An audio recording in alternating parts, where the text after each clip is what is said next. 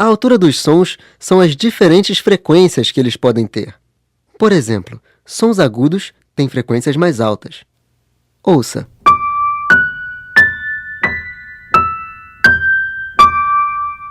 Frequências médias são aquelas que têm sons nem muito agudos, nem muito graves.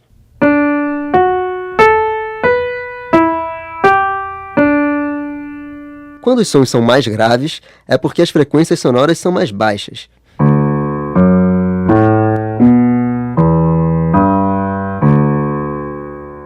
Mais uma vez. Sons agudos, sons médios, sons graves. Agora você.